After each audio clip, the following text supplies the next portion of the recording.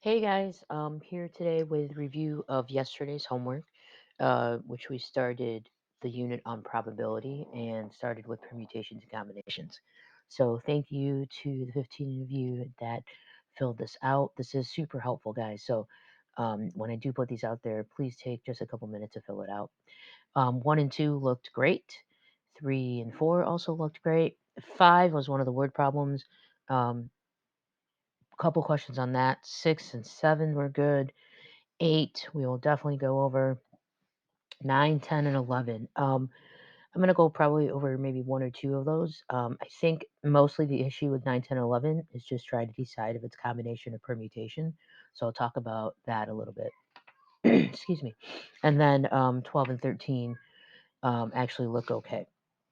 All right. So here are our questions, most related to the difference between combination and permutation. Um, and maybe I'll go over either 12 or 13 just so you can see one example. Okay, so let me copy these questions over and move over so I can go over a couple of these. And while I'm doing this, just so you know, if you haven't read the agenda for today, we're just going to be practicing more on this permutations for versus combinations today. So you're going to get a little more practice on how to know the difference. And then once you know the difference, how to apply the formulas. All right, so here we go. The first one I want to look at was actually now I forgot. Let's see, was it 5 or 8?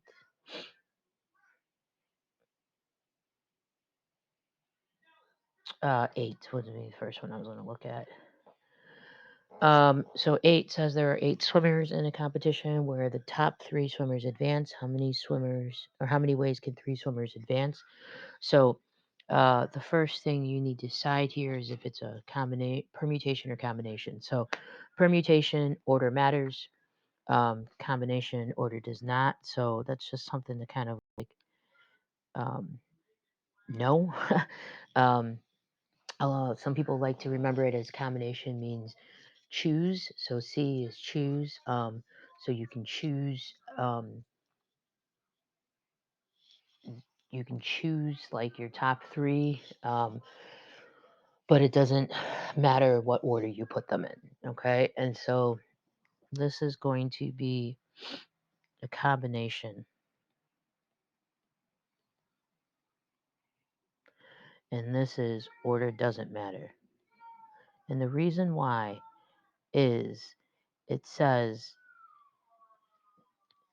in how many ways can 3 swimmers advance? Okay, so if it was a permutation where order matters, it would say something like, in how many ways can they finish first, second, third? Um, because order then matters. There's a difference between finishing third and finishing first. But in this case, it just says 3 swimmers. Okay, so this is going to be a combination. Um, and our formula for combination is n factorial divided by r factorial times n minus r.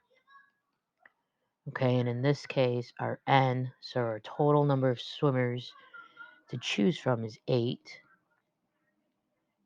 And our r, how many of those 8 are we choosing, is our 3. So we just plug it into here, and you get 8 factorial over 3 factorial times 8 minus 3 factorial, which is the same as 8 factorial over 3 factorial times 5 factorial. And then however you're doing that in your calculator or Desmos, whatever it may be that you're using, you should get 56.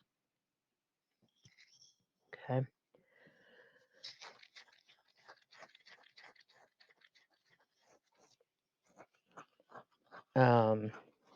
Okay. So for these, it's really just a matter of deciding whether order matters or not. So how many different teams of 11 players can be chosen from a soccer team of 16? Okay, so 11 players can be chosen. Order does not matter.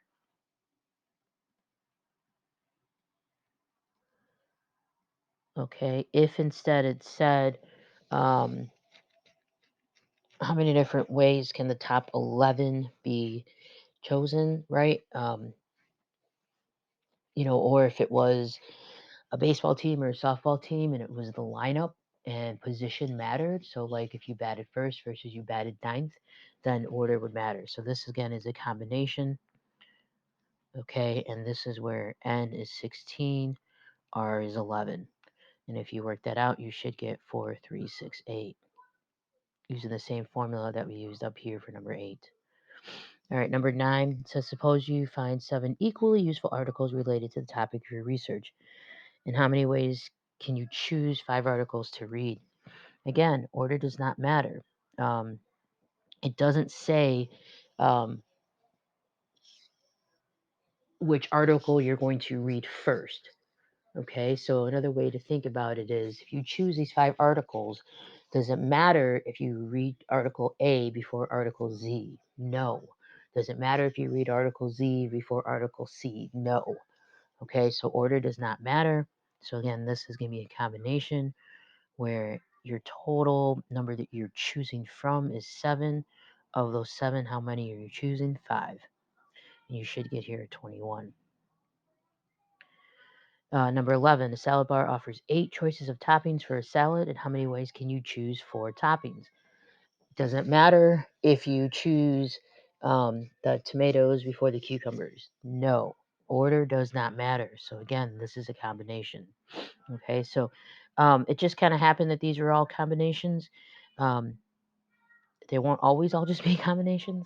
So in this case, the total number of toppings to choose from is 8. How many of those are you choosing? 4. Using the same formula, you should get 70. Okay, before I look at 12 and 13, I just want to go back up to 15 here. 15. 5. 5 here would be a permutation. And the reason why is that each scheduled visit includes 1 student. How many ways can 10 time slots be assigned? Right? How many ways can 10 time slots be assigned? This order matters. Okay, because let's say the time slots are at 9 a.m., 10 a.m., 11 a.m., etc. Order matters if you're here versus here. Okay, so if you order matters because it's different if you're scheduled at 9 a.m. versus 11 a.m. So this would be a permutation. All right. All right, let's look at 12 and 13 really quick because I know there's some questions. Just try a couple different numbers. Okay, so if you aren't sure, let's let A equal 2 and B equal 3. They're nice small numbers. If we plug it in here, we would see 2 plus 3 factorial. Does that equal 2 factorial plus 3 factorial? Well, 2 plus 3 is 5. You do parentheses first, so 5 factorial. Does that equal 2 factorial plus 3 factorial? Okay, well, if you were to work this out or expand it, or you can use your calculator, 5 factorial, you're going to get 120. And over here, you're going to get 2 plus 6. So does 120 equal 2 plus 6? No, so this is false. Okay, and you can do the same thing for number 13. All right, I'll just go ahead and do it. I'll use 2 and 3 again. Nice small numbers, use different numbers just so you can keep them straight. So here we would have 2 times 3 factorial. Does it equal 2 factorial, 3 factorial? So 2 times 3 is 6. So does 6 factorial equal 2 factorial again is just, well, let's do it like this. So 6 factorial is 720. Again, use your calculator for that. 2 factorial is 2, 3 factorial is 6, so this is 12. It does not equal it, so this as well is false. Okay, let's look at our questions down here. Number 8, it would be permutation, so I went over that one, is the combination because it does not specifically say they're finishing in first, second, third. It's just saying take the top 3. Okay, how do you know when to use permutations and when to use combinations? So again, think about does it matter the order that I choose? So if I'm choosing the top 5, so if I'm choosing 5 um, students from class to present, um, am I saying how many ways can I choose 5 out of 28? or if I'm saying how many ways can I choose, can I arrange 5 into a time slot, okay, and who the order in which they're presenting. Okay. Next one, permutations, combinations. Again, the difference. How do you know when a factorial or permutation or combination is used? So I went over 12 and 13. Uh, so really, this question right here is just based on whether it's permutation or combination. Okay. And again, you're going to get some practice on that today. So hopefully the extra practice today will give you guys a little more confidence on this. 12 and 13 just went over. And again, how to know whether it's permutation or combination.